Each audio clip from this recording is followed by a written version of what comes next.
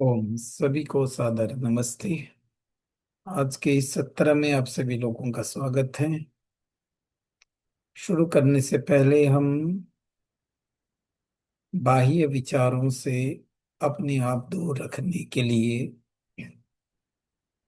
मन को एकाग्र करने के लिए cutting ourselves from external thoughts and external emotions and bringing our mind to focus, सीधे बैठेंगे, कोमलता से आंखें को बंद करके लंबे सांस लेकर के लंबे सांस छोड़ेंगे 3-4 बार।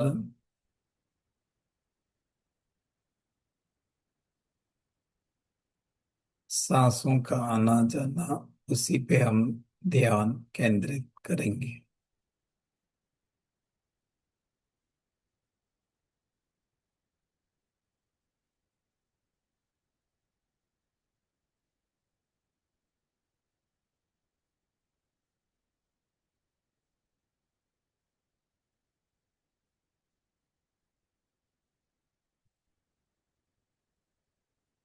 3 बार ओम जाप, फिर गायत्री मंत्र पाठ।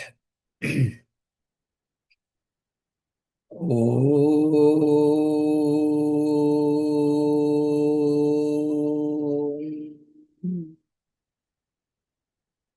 ओम। ओम। ओम।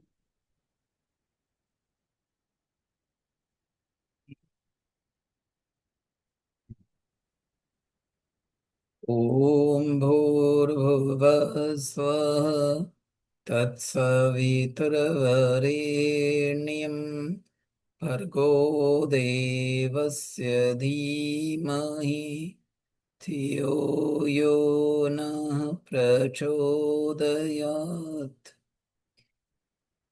ओ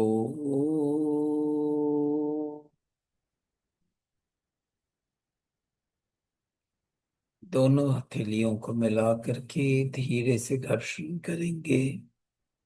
आंखों को ढक करके धीरे धीरे हथेलियों के नीचे खोलेंगे।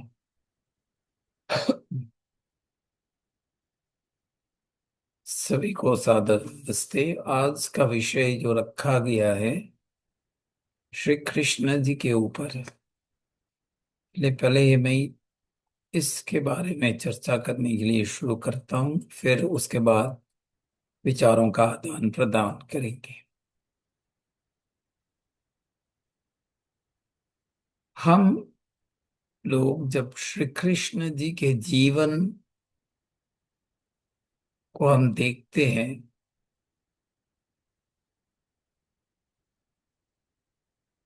तो मूल ग्रंथ महाभारत जो महर्षि व्यास के है वो प्रमाणित है। The real text of reference is the Mahabharata by Maharshi Vyas।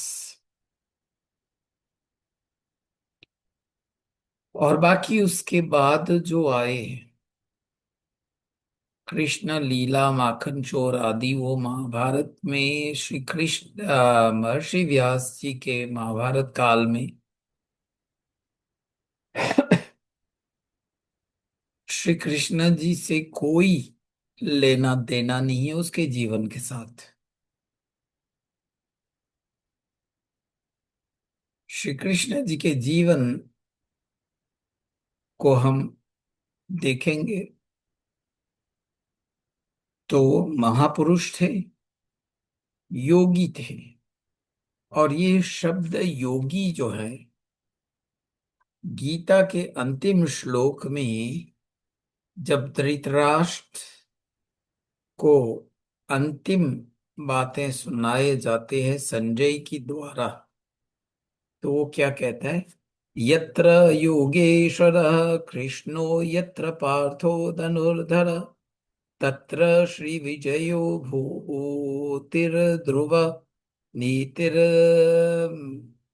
मतिम।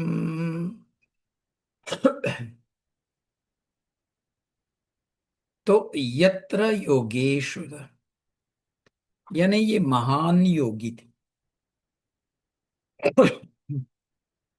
और महान योगी के जीवन में, और ये बचपन से बहुत डिसिप्लिन थे।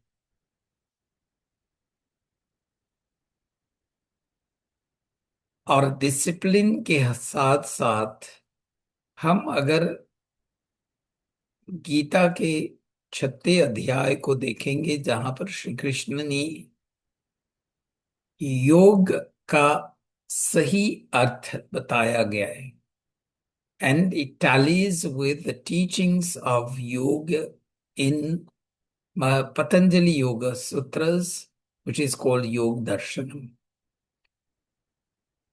100% तालमेल है उसका, 100%। और श्री कृष्ण जी स्वयं कहते हैं गीता में कि सभी लोगों को योग करना चाहिए and grow on the spiritual path of life. और जो मान्यताएं चलती आ रही है कि ये भगवान के अवतार थे,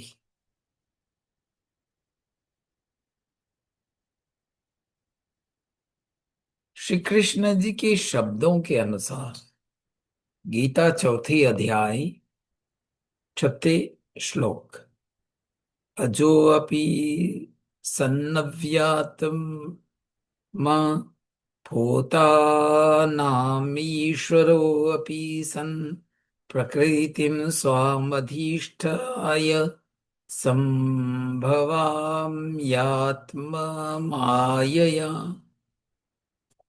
अर्जुन को बोल रहे हैं, अर्जुन, मैं जो आत्मा इस शरीर में है, अनादि है, अजन्मा है, नित्य है, और एक रस रहने वाला जीवात्मा हूं। और ये एक रस रहने वाला जीवात्मा क्यों है? क्योंकि ये महान योगी है जिसने जन्म जन्मांतरों के तप तपस्या और इस जीवन में भी उसको आगे ले गया। पांचों भूत, धरती, पृथ्वी, आकाश, अग्नि, जल, वायु आदि, उस पे कोई असर उसका खास नहीं होता, क्योंकि इन भूतों में उसका कोई मोह माया नहीं है। और यानी सांसारिक दुनियादारी से उसका कोई मोह माया नहीं है। और ये योगी के लक्षण थे।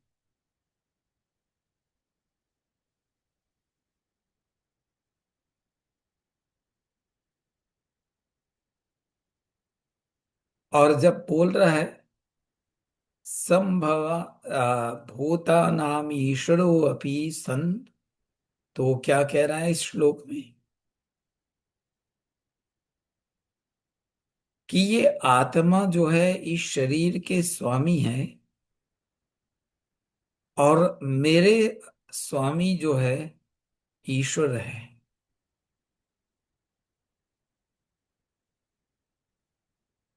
ये मैं ही इस शरीर का स्वामी हूं, ये शरीर मेरे स्वामी नहीं है।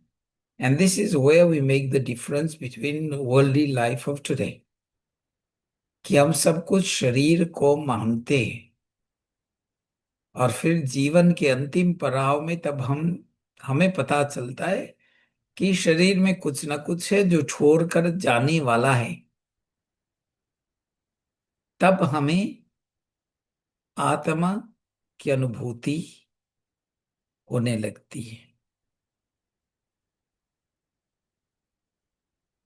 तो वो कह रहा है कि ये शरीर मेरे स्वामी नहीं है, मैं ही उनका स्वामी हूं। लेकिन सबका महास्वामी जो है, जिसको हम दूसरे शब्दों में कहेंगे महादेव या दूसरे अन्य शब्दों जो परम उपकारी परोपकारी है, वो ईश्वर है।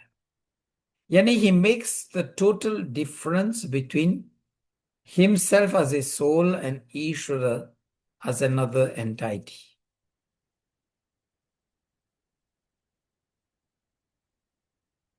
और वो बता रहे सब जन्म जन्मांतरों को जो है, अभी का जन्म जो है जन्म जन्मांतरों के कर्म के अनुसार उसका फल है।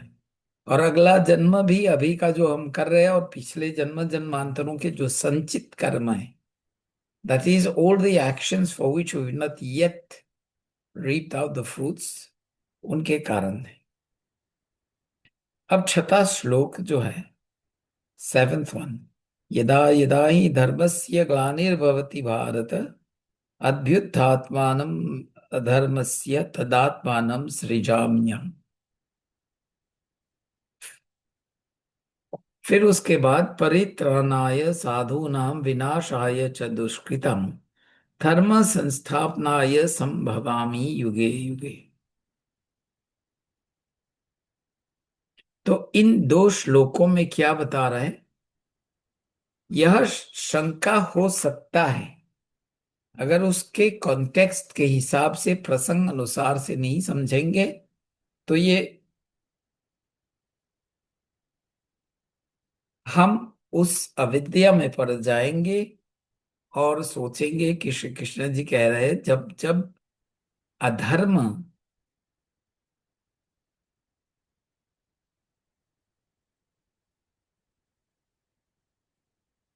बढ़ता जाएगा, तब तब जन्म लेकर के उस अधर्म को समाप्त करने के लिए और धर्म को स्थापित करने के लिए दोबारा जन्म लेंगे। Now look, Mahabharata was a world war, क्योंकि महाभारत के प्रसंग के अनुसार देखते हैं इधर पाताल देश से लोग भी आए थे दोनों तरफ के साइड लेने के लिए, और पाताल देश means that continent of America.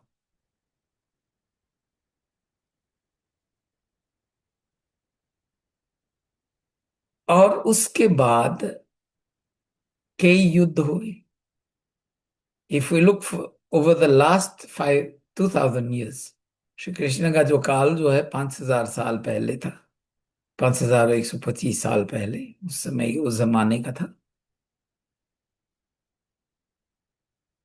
अभी जो 2025 आज के जो जन माननीय कैलेंडर है, द जनरली एक्सेप्टेड कैलेंडर,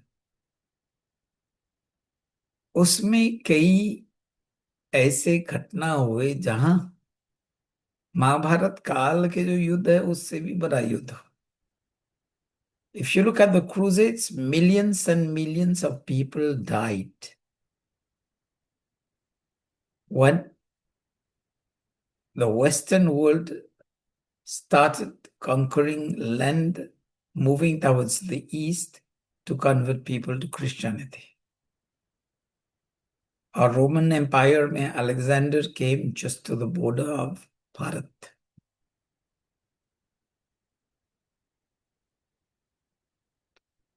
और फिर उसके बाद we all know जिहाद के नाम से क्या हो रहा है, and we had World War One and World War Two.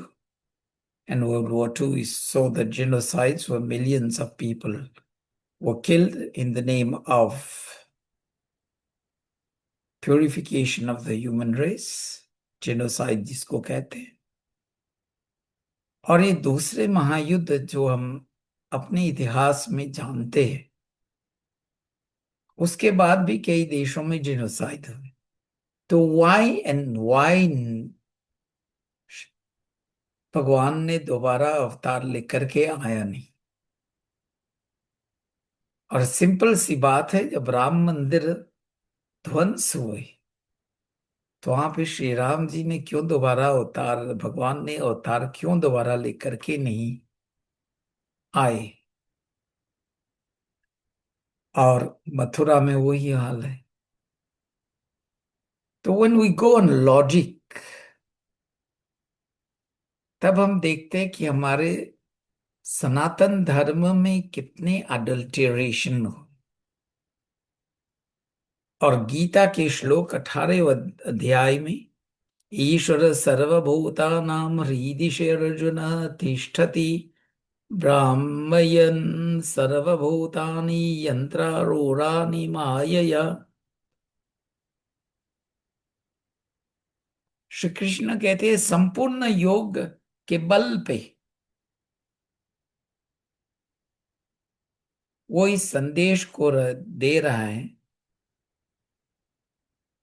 जैसे मैंने उस योग बल पे दैविक शक्तियों को प्राप्त की, वैसे सबको करना है। मैं परमात्मा के रूप में नहीं हूं। So these are things where we need to read within context. Now let's go into the teachings of Shri Krishna.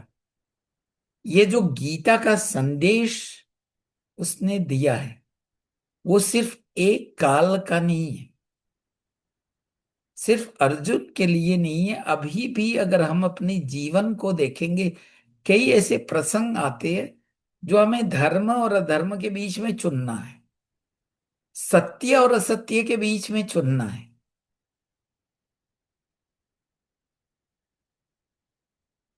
तो उसके आधार पे Gita is a very beautiful piece of counselling guidance, not only for Arjun but for generations and generations। चाहे जीवन के किसी भी field हो, चाहे हम पारिवारिक जीवन के या अपने निजी जीवन के या कम्युनिटी लाइफ में या देश के स्तर पे या विश्व के स्तर पे, we can always find something to guide us on the right path of life।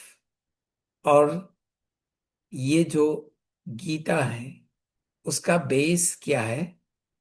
Ishopanishad. और ईशोपनिषद के जो मैसेज है, अगर इसको देखेंगे तो हूबहू हम उस मैसेज को गीता में देखेंगे, but in an expanded version.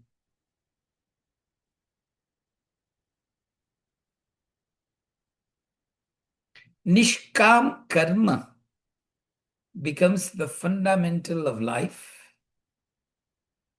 और मंत्र क्या कहता है?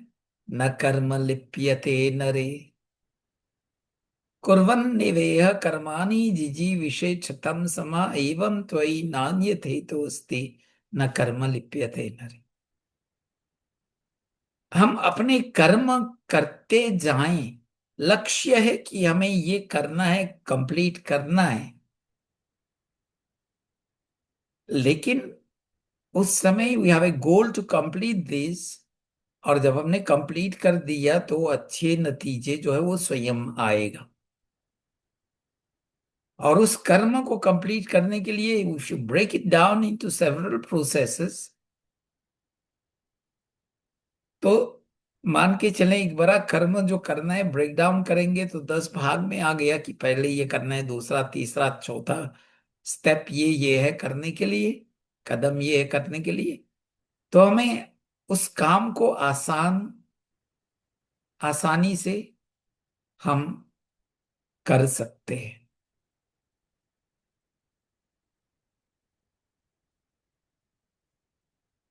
तो अगर उस ध्येय से करेंगे और छोटे छोटे गोल्स, उस बड़े गोल को लेकर के छोटे छोटे गोल बना करके हम आगे बढ़े, तो आगे का जो लक्ष्य है, अंतिम लक्ष्य, वो एक एक गोल में नहीं होता है। पूर्ण संपूर्ण 10 छोटे जो स्टेप हमने बनाए उसका अंतिम नतीजा ये रहा।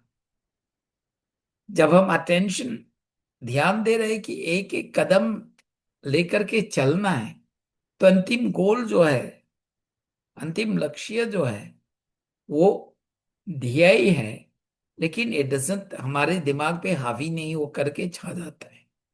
It let us do the work smoothly, progressing and realize the goals. Gita वही कह रहा है। श्री कृष्ण हिमसेल्फ जब अपने आप को बता रहा है कि मैंने भी परमात्मा का ध्यान किया, मैंने योग के माध्यम से परम ईश्वर साक्षात्कार किया। खासकर जो अक्षर ब्रह्म का जो चैप्टर है, अध्याय है, वो अपने समाधि में जैसे ईश्वर की अनुभूति उन्होंने किया वैसे ही बता रहा है। So he is a seeker, he is a student, he is a yogi, and prompts us also to be a seeker, to be a student, to be a yogi. And he comes with a message of universal love and compassion. क्यों? क्योंकि युद्ध के शुरू होने से थोड़ी देर पहले वो दुर्योधन के पास जाता है as the messenger of peace। हालांकि वो जानता है कि दुर्योधन कितने हठी व्यक्ति है, but still he imposes himself as the last messenger of peace to avoid the war।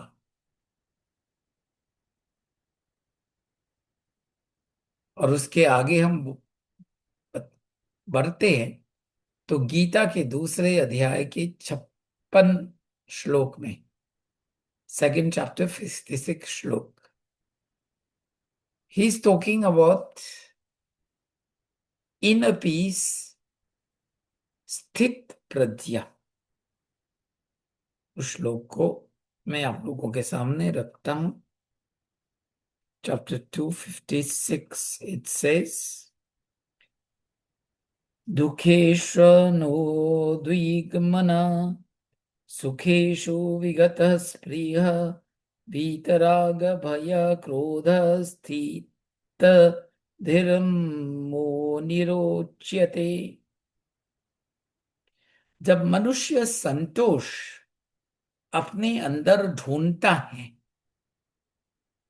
that is inner satisfaction,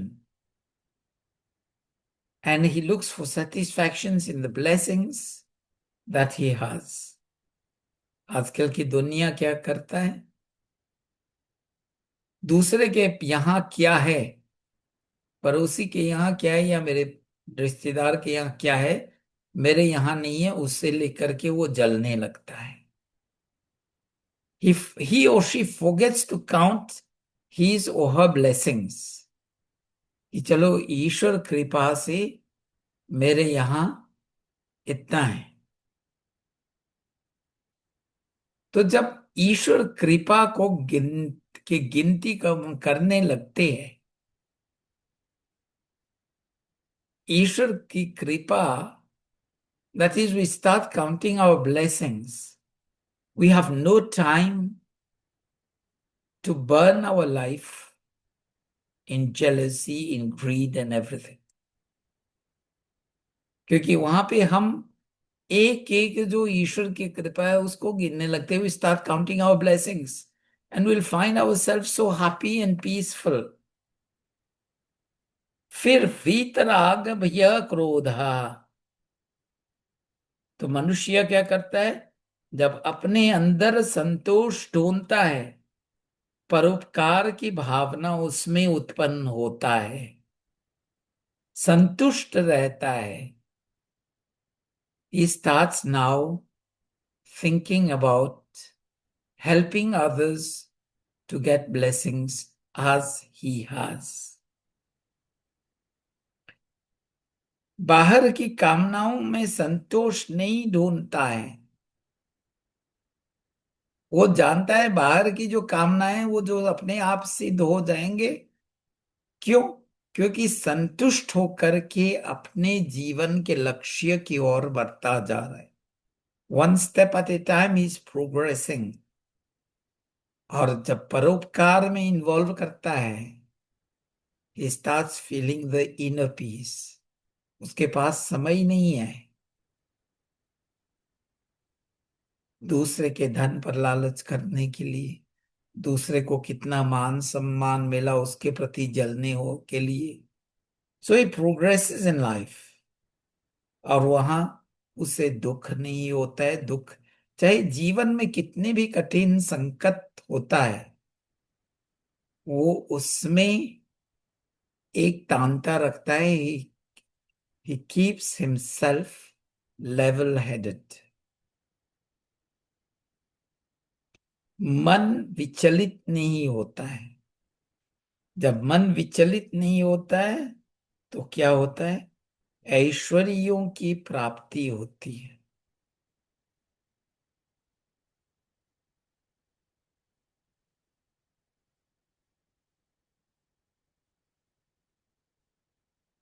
और तो और किसी वस्तु में न राग न द्वेष, किसी व्यक्ति विशेष में भी न राग न द्वेष, वस्तु और व्यक्ति में भी। और उस समय में जब न राग है न द्वेष है, तो क्रोध नहीं होंगे, मन विचलित नहीं होंगे। स्थित प्रज्ञा की स्थिति में हम अपने आप को पाएंगे। That is the beauty of when we read the Gita and go as per context. अब उसी स्थित प्रज्ञा को देखने के लिए महर्षि पतंजलि के योग दर्शन में पहला पाद दूसरा सूत्र, चैप्टर 1 सेकंड सूत्र से, योगश्चित्त वृत्ति निरोधा, यानी we stop the fluctuation of our thoughts and our emotions। और जब इसको रोक दिया तो हमारे सामने में, खासकर दुनियादारी में, राई जैसा दुख को हम पहाड़ मान लेते हैं। Mustard seed, suffering which is small as a mustard seed, we make it a mountain। अंग्रेजी में कहावत है ना, making a mountain out of a molehill. वही हम करते हैं। एंड देन उसी पहाड़ के नीचे हम दब जाते हैं।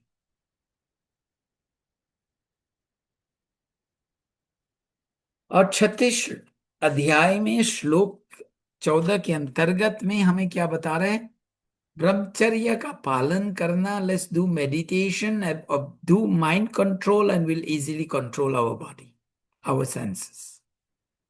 Brahmacharya is not only about celibacy, it's about mind control and control of the senses.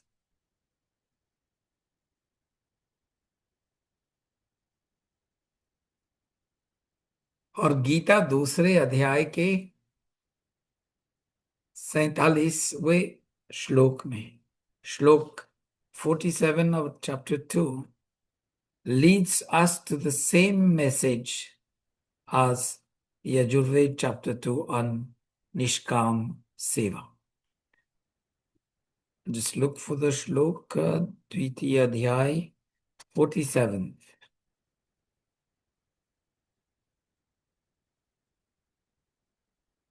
It says, कर्मण्येवाधिकारस्ते मा फलेषु कदाचन मा कर्मा फले हेतुर्भुमा ते संगोस्त्व कर्माणि।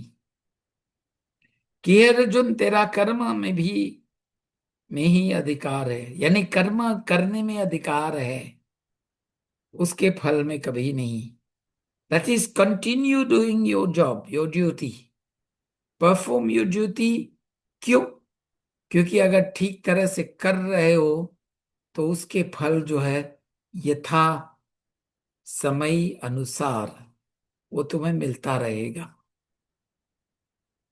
ये निष्काम सेवा का मतलब नहीं है leave and life of abandonment और निकम्मा होकर के बैठना। This is something which we need to realize. It tells us to continue engaging in our duty. फल जो है, इस बोलते हैं फल की इच्छा ना करो, क्योंकि हम अगर सही रूप से सही ढंग से अपने कर्म कर रहे हैं तो फल यथा समय पे हमें जरूर मिलेगा।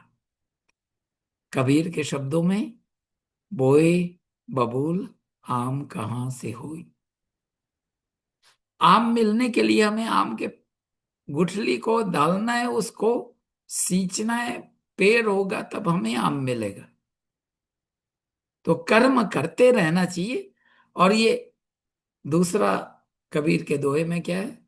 धीरे धीरे रे मना धीरे सब कुछ होई, माली सींचे सौ घरा ऋतु आए फल होई। आम के पेड़ जो है, गुठली हमने दाए, वो अंकुरित होकर के पौधा बन गया, 6-7 साल में पेड़ बन गया, अब फल फूल देने लगे, फल देंगे।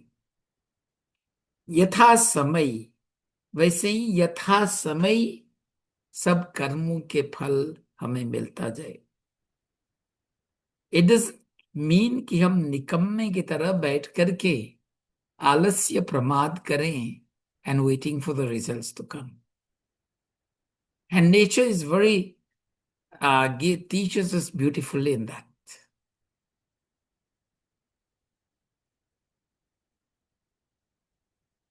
जैसे पेड़ पौधे को हम देखते हैं, अगर उसमें मान के चले जब पौधा है, आधा गिलास पानी देना है, हमने पूरा एक घड़ा भर करके दे दिया, तो पौधा जो है बड़ा नहीं होगा, वो गल करके सर करके समाप्त हो जाएगा। तो हम एक एक कदम को सोच विचार करके आगे बढ़ें। Give time to time.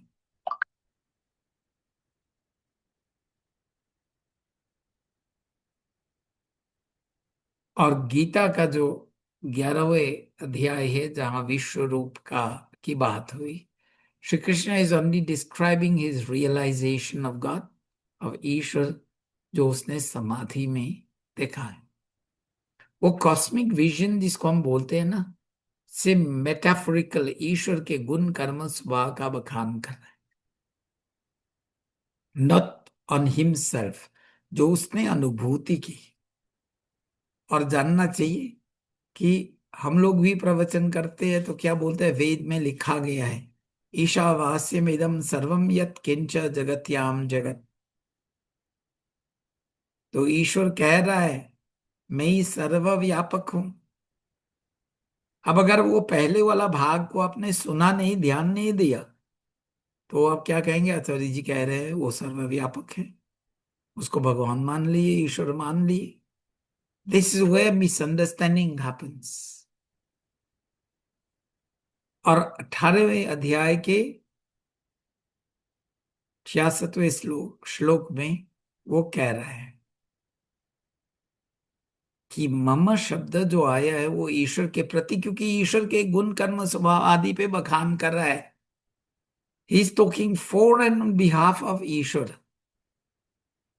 और सामान्य बोलचाल की भाषा में, दुनियादारी में भी जब हम कोट करते हैं, अगर इन्वर्टेड कॉमास को नहीं देख लिए तो गलत अर्थ, गलत कंक्लूजन पे आ जाएंगे। दैट्स व्हाई लिखा जाता है कोट एंड उसके बाद अनकोट या इन्वर्टेड कॉमास में डाला जाता है। और जब श्री कृष्ण जी कह रहे हैं भक्ति का अर्थ यानी अपने कर्तव्य का पालन करते जाओ, श्वेता श्वतर उपनिषद में भी यही है कि हम सत्य ज्ञान को लेकर के हम सत्य कर्म करें और सत्य उपासना भक्ति करें।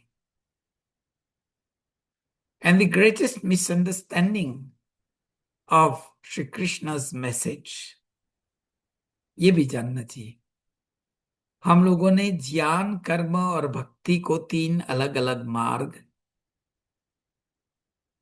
समझ लिए। लेकिन उसके जीनियस को देखो, श्री कृष्ण जी के, अर्जुन को सही ज्ञान देता है, फिर अर्जुन को कहता है कि तुम अपने सोच विचार करके फिर मुझे बताओ तुम्हें क्या करना है।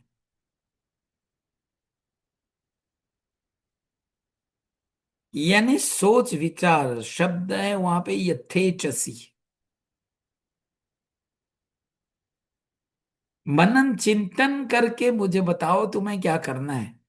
यानी श्रवण तो आपने कर लिए, जो मैंने संदेश दिया तुमको, मनन चिंतन करके अपने आप से प्रश्न करो और उसके उत्तर ढूंढो, और फिर मुझे बताओ तुम क्या करना चाहते हो। यानी इसको ज्ञान दे दिया। अब अर्जुन को कर्म करना है, और सही ढंग से कर्म करना उसकी भक्ति है। तो अगर उसको देखेंगे तो फिर ज्ञान, कर्म और भक्ति, ये एक कंप्लीट सिस्टम है, अलग अलग मार्ग नहीं है। ये साथ साथ में चलने वाला है। जब तक हमारे पास शुद्ध ज्ञान नहीं है, तो हम शुद्ध कर्म नहीं कर पाएंगे और शुद्ध भक्ति उपासना नहीं कर पाएंगे। अगर ज्ञान के बिना हम कर्म करें और भक्ति करें, तो वो परफेक्शन हमें नहीं मिलेगा। और ज्ञान और भक्ति के साथ कर्म नहीं करें, तब भी हमें सही रिजल्ट नहीं मिलेगा। सही जो लक्ष्य है उसकी प्राप्ति के लिए हम नहीं कर पाएंगे। ज्ञान, कर्म, भक्ति, ये तीनों साथ साथ में चलता है।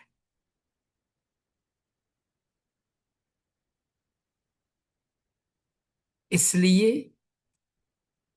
वी नीड शुद्ध ज्ञान, प्योरिटी, ट्रूथफुल नॉलेज; शुद्ध कर्म, purity in our actions, and actions, remember, मन, वाणी और शरीर से, मनसा वाचा कर्मणा, thoughts, words and physical actions.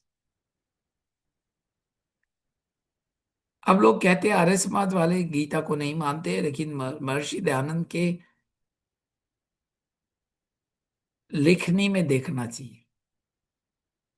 इस गीता का जो संदेश है उसके डेप्थ को हमें समझना चाहिए, और ये नहीं कि श्री कृष्ण जी को अवतार लेकर के चलें। Look at the depth of the knowledge. ये गलत सलत जो हमें पढ़ाया गया है उसको छोड़ो। And he himself rights in the words of the Gita itself, Yogeshwara, महापुरुष, महान योगी। और मजे की बात है, गीता जो है 8वें अध्याय के 13वें श्लोक, 8वें अध्याय के 13वें श्लोक ओम शब्द से शुरू होता है। And I give you the श्लोक।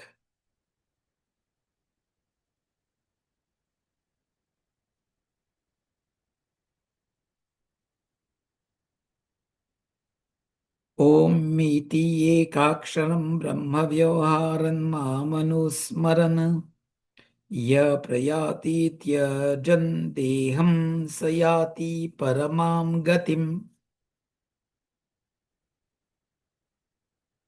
श्री कृष्ण कहते हैं, मेरे इस जीवन में जो योग, तप, तपस्या, भक्ति आदि के माध्यम से जो मैंने प्राप्त किया है, वैसे ही तू करो। क्या करना? ओम इति एकाक्षरम ब्रह्म, उस एक अक्षर ब्रह्म का नाम जो ओम है, इसका ध्यान करो, उसका उच्चारण करो, उसका जाप करो। और उस समय में क्या आएगा? य प्रयाति त्यजन देहम स याति परमाम गतिम। जो व्यक्ति हर पल हर समय ओम का जाप कर रहा है, that is not sitting down but remaining conscious, कि सर्वव्यापक परमात्मा जो है, सर्वज्ञ परमात्मा है, मुझे हर पल हर समय देख सुन जान रहा है।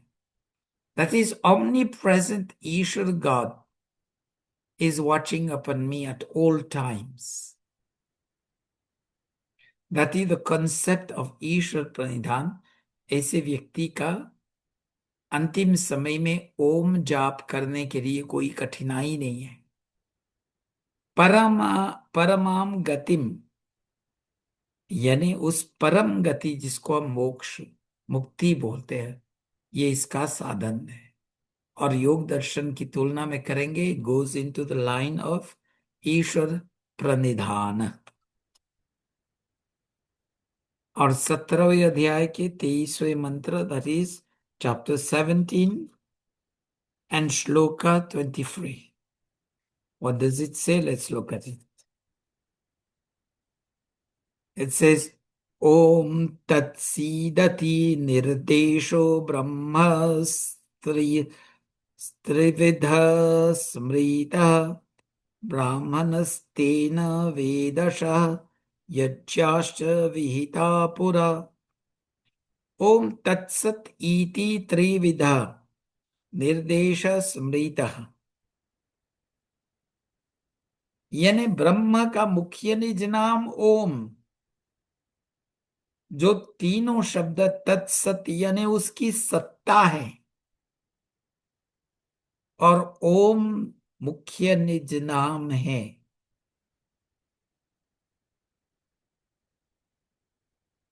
और हम देखते हैं कि जब हम प्रार्थना भी करते हैं तो संकल्प पाठ में हम क्या कहते हैं? ओम तत्सत श्री ब्रह्मणो द्वितीय प्रहरार्धे। ईश्वर की सत्ता को हम रिकॉग्नाइज करते हैं। तत्सत श्री ब्रह्मणो यानी ईश्वर, जो परम ब्रह्म है, इससे बड़ा दूसरा कोई नहीं। सृष्टि के आरंभ से विद्वानों ने वैसे ही ईश्वर सिद्धि के लिए उन्होंने ओम का जाप किया है। ये मेरी वाणी नहीं है, श्री कृष्ण जी की वाणी है। और यजुर्वेद के 40वें अध्याय में मंत्र आया है, ओम क्रतो स्मर क्लिबे स्मर कृतम स्मर। कर्म करते हुए भी भगवान का ध्यान रखो कि मैं ही जब भगवान का ध्यान कर रहा हूं, भगवान मुझे देख सुन जान रहा है, मैं गलत मार्ग पे नहीं चलूंगा, हमेशा श्रेय मार्ग पे रहूंगा। सबसे श्रेष्ठ मार्ग जो है वो उस पे रहूंगा, विचलित नहीं होऊंगा।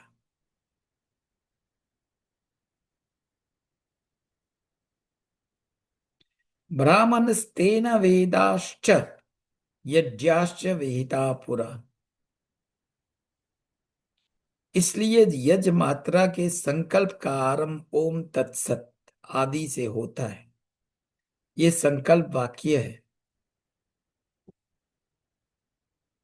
और अगर स्वयं भगवान के अवतार होते तो इस श्लोक में ओम शब्द नहीं आता, तो वो अपने नाम डालते।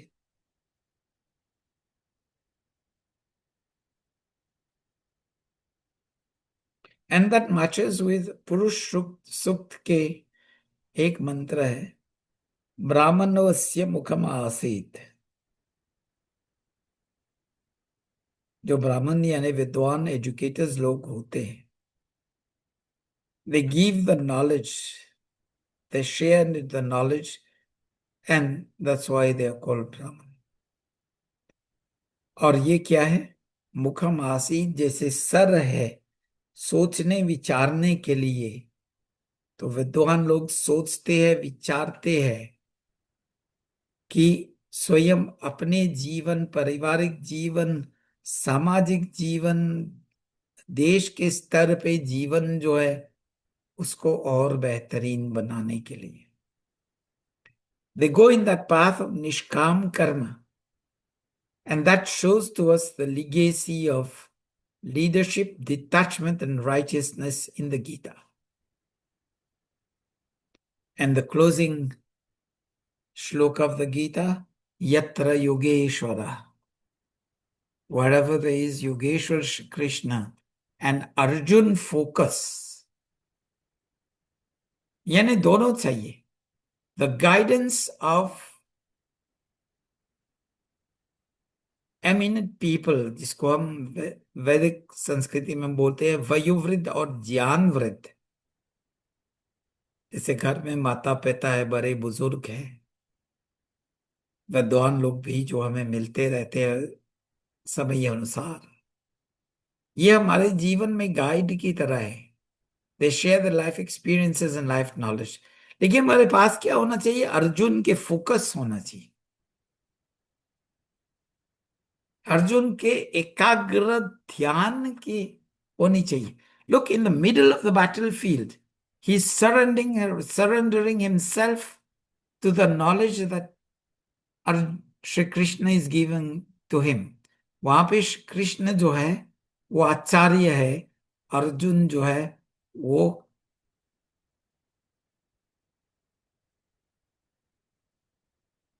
स्टूडेंट है, विद्यार्थी है। And you need that sharp knowledge of Sri Krishna, and you need the focus of Arjun to realize the beautiful path of धियो नः प्रचोदयात्। ईश्वर हमारी बुद्धि को श्रेष्ठ विचारों और श्रेष्ठ कर्मों में प्रेरित करे।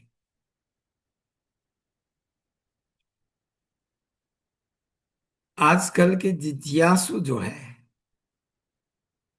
श्री कृष्ण जी के गीता में उसी वैदिक मार्ग को हम लेकर के चलें, और वैदिक मार्ग चरित्र की पूजा हम करें। चरित्र, श्री कृष्ण जी के चरित्र, उसके गीता का सही स्वाध्याय करके हम अपने आप को जागरूक करें, जागरूक होकर के धर्म के मार्ग पर चलें। Walk on the path of dharma with balance, clarity and compassion, and our state should be as a seeker of knowledge to achieve better and better awakened state of mind। ये, क्योंकि 2 दिन में तो हम कृष्ण जन्माष्टमी मनाएंगे, that's why I chose the subject। We're left with about 10 minutes in the program। उसको मैं आप लोगों के विचार के लिए रखता हूं। आप कृपया अपने डिवाइस को अनम्यूट करके अपने विचारों को आप शेयर कर सकते हैं, विचारों का आदान प्रदान कर सकते हैं। Or if you have any questions on what I have said, that is also welcome।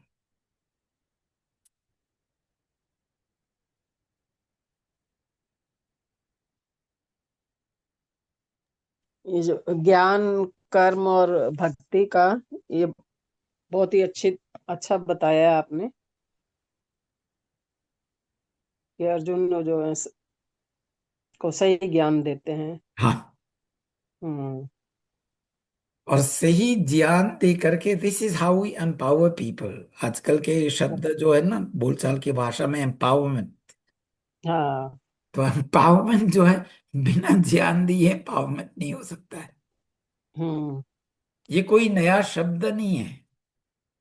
If you look into the Gita, this is what Shri Krishna does, empowering Arjun to take his own decision. ये थोड़ा सा हमें, अगर हम थोड़ा सा सोच विचारें, then with clarity of mind we can reach the right conclusions। और ये कोई भी कर सकता है। And the Gita, remember, as the Vedas, it's not exclusive for Hindus। पूरे मनुष्य जाति के लिए है। It's for the whole of the world, the whole of human beings in the world। ज्ञान मतलब ये इसका है कि ज्ञान के बिना कर्म भक्ति करें तो परफेक्शन नहीं मिलेगा, हाँ, है ना। और ये हाँ। सिर्फ हिंदुओं का नहीं है, पूरे दुनिया में प्राणी हाँ। मात्र, जो मनुष्य प्राणी मात्र है उसके लिए है। It's for the whole of human beings. सत्य ज्ञान, सत्य कर्म, सत्य भक्ति, शुद्ध ज्ञान, शुद्ध कर्म, शुद्ध भक्ति। That's a real, real beauty of it.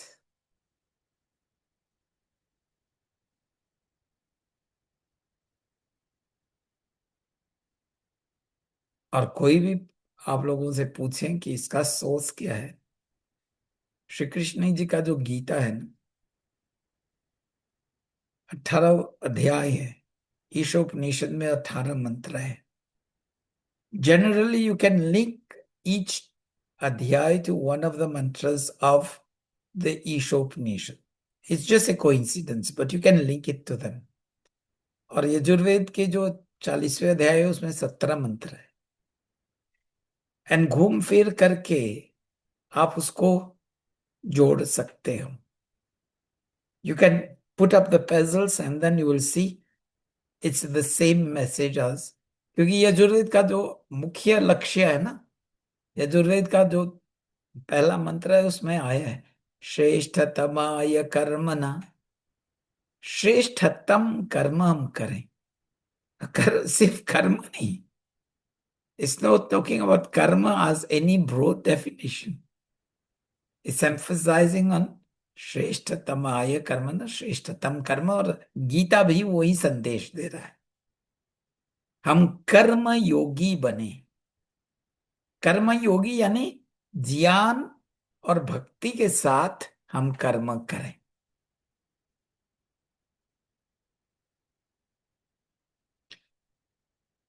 और कोई विचार जी?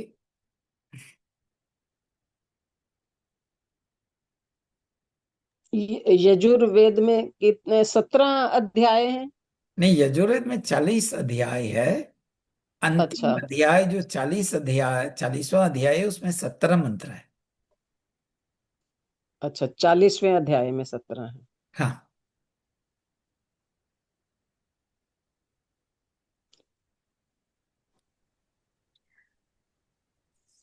और वैसे सामान्य जो गीता को भी मानते हैं ना, वो हम्म। भी जानता है, वो भी कहता है ये ईशोपनिषद का संदेश है। हाँ जी। और वो ईशोपनिषद का संदेश वही है यजुर्वेद का 40वें अध्याय।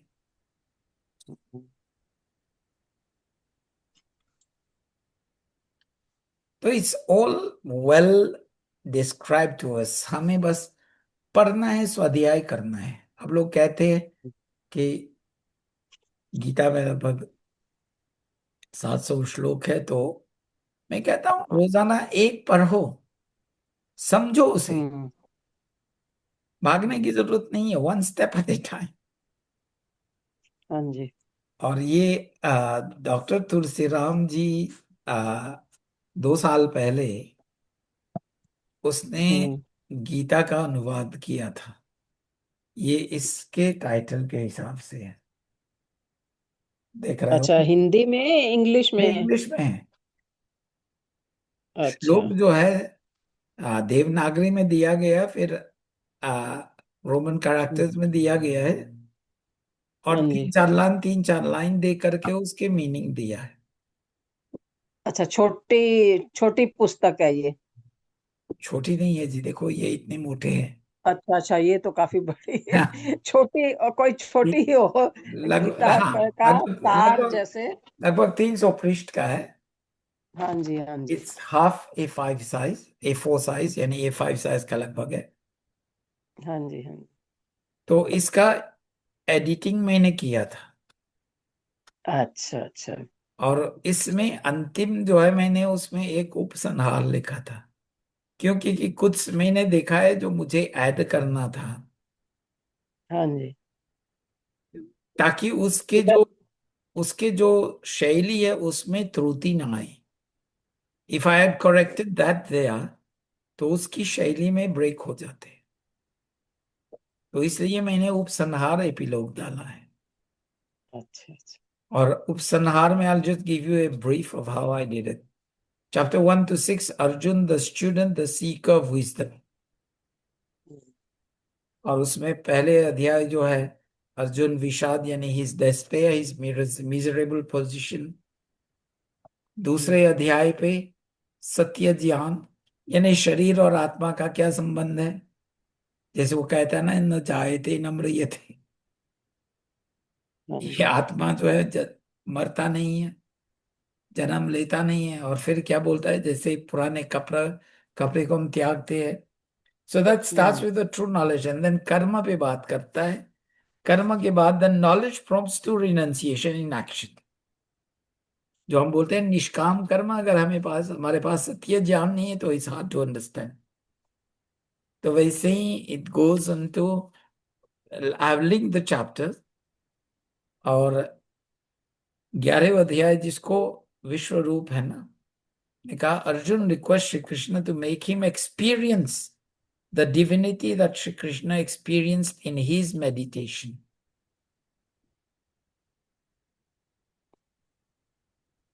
तो वही श्री कृष्ण जी उस विश्व रूप पर ब्रह्म की बखान कर रहे हैं। हाँ जी।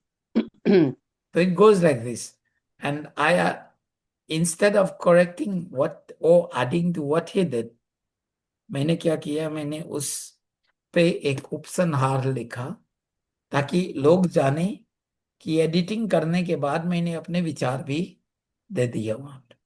और वो ठीक। डॉक्टर तुलसीराम जी जब जीवित थे, उस पुस्तक की एडिटिंग करने से पहले मैंने मिल करके 2023 में जब टोरंटो आया था, आई थिंक 20 दिन के लिए अप्रैल में आया था, तो उस समय पे मैंने उसे मिल करके उसकी अनुमति लेकर के उसको किया था। बहुत अच्छी बात है। इधर आर्य समाज लाइब्रेरी में होगी ये पुस्तक। वो इन इन इनके साथ मांग लो, ये क्या नाम है उसका, उसका बेटा जो है ना, नाम तो, ज्ञान जी। हाँ ज्ञान शर्मा जी। हम्म। लाइब्रेरी में है या नहीं ये मैं नहीं कह सकता हूँ। तो वो आप जो है उनसे पूछ लेना। हाँ जी।